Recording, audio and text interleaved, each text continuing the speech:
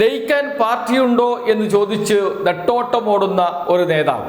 ആരായിരിക്കും ആ നേതാവ്? കേരളത്തിൽ തന്നെയാണ്, കേരള രാഷ്ട്രീയത്തിൽ തന്നെയാണ് ഇതൊക്കെ നടക്കുന്നത്. നേതാവിൻ്റെ പേര് പെട്ടെന്ന് എല്ലാവർക്കും മനസ്സിലാവും. മറ്റാരുമല്ല, നമ്മുടെ PV അൻവർ തന്നെയാണ്. ഇടതുമുന്നണി വിട്ട് MLA സ്ഥാനം രാജിവെച്ച് CPM-യുമായുള്ള എല്ലാ ബന്ധവും ഉപേക്ഷിച്ച് പുറത്തു വന്ന PV അൻവർ. അന്ന് PV അൻവറിന് മാധ്യമങ്ങളിലടക്കം വലിയ സ്വീകരണമാണ് നൽകിയത്. രാവിലെ PV അൻവറിന് വീടിന് മുറ്റത്ത് 2-3 റിപ്പോർട്ടർമാരും ക്യാമറമാന്മാരും ഒക്കെയാണ് ഉണ്ടായിരുന്നത്. അങ്ങനെ രാവിലെ ഉറങ്ങി എഴുന്നേൽക്കുമ്പോൾ മുറ്റത്ത് ഒരു മാധ്യമ പട. അതോടുകൂടി PV അൻവർ വിചാരിച്ചു ഇത് അങ്ങോളം ഉണ്ടാകും. കേരളത്തിൽ പിണറായി വിജയനെ എതിർക്കാൻ പറ്റുന്ന നേതാവായി ഞാൻ മാറിക്കഴിഞ്ഞിരിക്കുന്നു.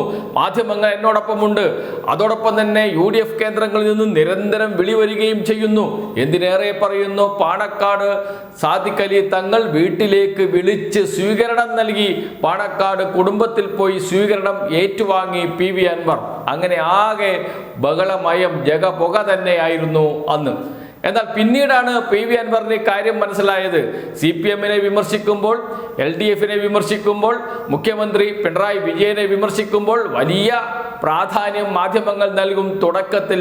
പിന്നീട് മെല്ലെ മെല്ലെ അവർ തന്നെ ഒഴിവാക്കും. ഒരേ കാര്യം തന്നെ പറഞ്ഞുകൊണ്ടിരുന്നാൽ മാധ്യമങ്ങൾക്ക് അത് എല്ലാ ദിവസവും കൊടുക്കാൻ കഴിയില്ലല്ലോ.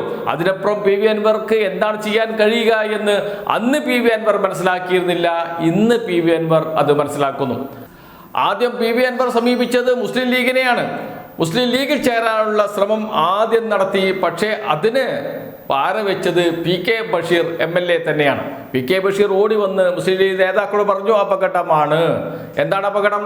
മനാഫ് എന്ന മുസ്ലിം ലീഗ് പ്രവർത്തകൻ കൊല്ലപ്പെട്ടിട്ടുണ്ട് ഒതായിൽ, PV അൻവറുടെ നാട്ടിൽ. PV അൻവറുടെ ബന്ധുക്കളാണ്. PV അൻവറിന് ഈ കൊലപാതകത്തിൽ പങ്കുണ്ട് എന്നാണ് മുസ്ലിം ലീഗ് നേതാക്കൾ ആരോപണം ഉന്നയിക്കുകയും പ്രസംഗിക്കുകയും ഒക്കെ ചെയ്തത്. അങ്ങനെയുള്ള ഒരാളെ മുസ്ലിം ലീഗിലേക്ക് എടുക്കുന്നത് വലിയ തിരിച്ചടിക്ക് ഇടയാക്കും എന്ന് PK ബഷീർ നേതാക്കളെ അറിയിച്ചു. അതോടൊപ്പം തന്നെ മനാഫിന്റെ സഹോദരങ്ങൾ തലേ ദിവസം രാത്രി, എന്ന് വെച്ചാൽ PV അൻവർ പാണക്കാട് വീട്ടിലെത്തുന്നതിന് തലേ ദിവസം രാത്രി വന്ന് പാണക്കാട് തങ്ങളെയും മുസ്ലിം ലീഗ് നേതാക്കളെയും കണ്ട് കാര്യങ്ങൾ വിശദീകരിച്ചു. അതോടുകൂടി പിൻവാങ്ങേണ്ടി വന്നു മുസ്ലിം ലീഗ് നേതാക്കൾക്ക്. അവിടെ നിന്നും ഇറങ്ങി നടന്ന PV അൻവർ പിന്നീട് പോയത് കോൺഗ്രസ്, നടന്നില്ല. അവിടെ നിന്ന് സമാജ്വാദി പാർട്ടി നേതാക്കളെ കണ്ടു, നടന്നില്ല.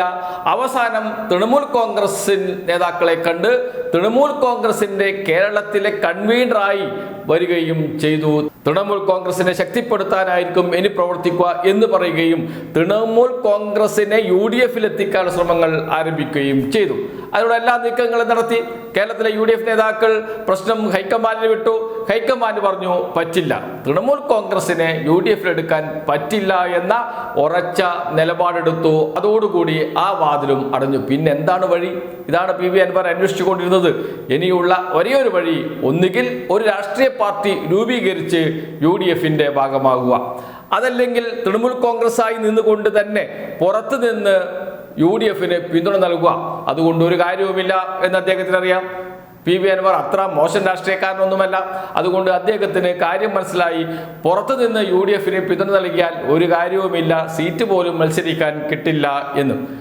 പിന്നീട് ഉള്ള വഴി പുതിയ രാഷ്ട്രീയ പാർട്ടി രൂപീകരിച്ച് UDF-ന്റെ ഭാഗമാകുക എന്നതാണ്. അതിന് വലിയ സാങ്കേതിക പ്രശ്നങ്ങളുണ്ട്. രജിസ്ട്രേഷൻ കിട്ടാനുള്ള നടപടിക്രമങ്ങളൊക്കെ നീണ്ടുപോകും. അപ്പോഴേക്കും ഇലക്ഷൻ വരും. ഇലക്ഷൻ കഴിഞ്ഞാൽ PV അൻവറിന്റെ ആവശ്യമില്ല ആർക്കും, പ്രത്യേകിച്ച് UDF-ന്. അതുകൊണ്ട് പെട്ടെന്ന് നടക്കണം, പെട്ടെന്ന് UDF-ൽ ചേരണം. അതിനുള്ള വഴി UDF-ലെ ഏതെങ്കിലും ഒരു ഘടകകക്ഷിയിൽ ലയിക്കുക എന്നതാണ്. അങ്ങനെയാണ് UDF-ലെ ഘടകകക്ഷികളോട് ലയിക്കാൻ പറ്റുമോ, ലയിക്കാൻ ഒരു പാർട്ടിയുണ്ടോ, ഒരു പാർട്ടി ലയിക്കാൻ പറ്റുമോ എന്ന് ചോദിച്ച് അങ്ങോട്ട് സമീപിച്ചത്. അവസാനം ഒന്ന് കൈകൊടുക്കാൻ അല്ലെങ്കിൽ ചർച്ചയ്ക്ക് തയ്യാറായത് CMB ആണ്. ഒന്നാം വട്ട ചർച്ച തിരുവനന്തപുരത്ത് നടന്നു. തിരുവനന്തപുരത്ത് CPI-യുടെ നേതൃത്വത്തിലുള്ള ഒരു ഹോട്ടലിൽ വെച്ചാണ് ചർച്ച നടന്നത്. അതിനുശേഷം കോഴിക്കോട് ഇപ്പോൾ ചർച്ച നടന്നുകൊണ്ടിരിക്കുകയാണ്.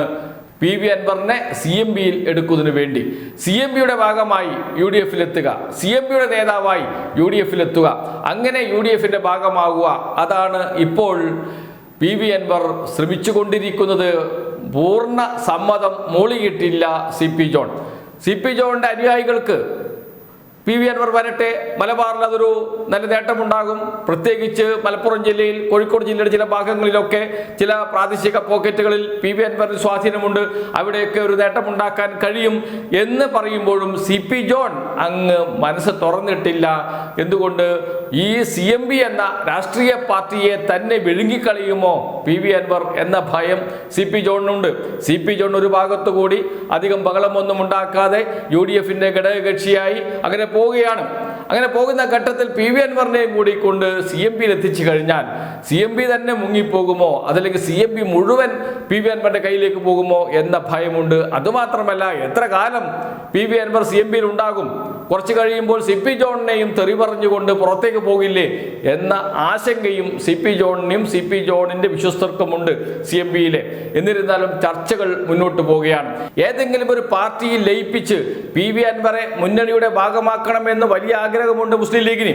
അങ്ങനെയാണ് മുസ്ലിം ലീഗും കൂടി മുൻകൈയെടുത്താണ് CMBയുമായുള്ള ചർച്ചയ്ക്ക് വഴിയൊരുക്കിയത് എന്നാണ് അറിയുന്നത്. കോൺഗ്രസിനും സമ്മതമാണ് CMB വഴി PV അൻവർ UDFലേക്ക് എത്തുന്നതിന്. മലബാറിൽ അത് കോൺഗ്രസിനും മുസ്ലിം ലീഗിനും CMBക്കും ഒക്കെ വലിയ നേട്ടമുണ്ടാക്കും. അങ്ങനെ വരുമ്പോൾ UDFനും അത് വലിയ നേട്ടമുണ്ടാകും എന്നാണ് ഇപ്പോൾ വിലയിരുത്തിയിരിക്കുന്നത്. അതിൻ്റെ അടിസ്ഥാനത്തിലാണ് ഇപ്പോൾ മെല്ലെ മെല്ലെ PV അൻവർ CMBയുമായി ചർച്ച നടത്തുകയും ആ ചർച്ചയിലൂടെ മെല്ലെ UDFിലെത്താൻ ശ്രമിക്കുകയും ചെയ്യുന്നത്.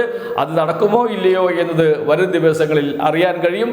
ചർച്ചകൾ ഇപ്പോൾ നടക്കുന്നുണ്ട് എന്നത് ഒരു യാഥാർത്ഥ്യമാണ്. കോഴിക്കോട്ടാണ് ഒടുവിൽ ചർച്ച നടന്നിരിക്കുന്നത്.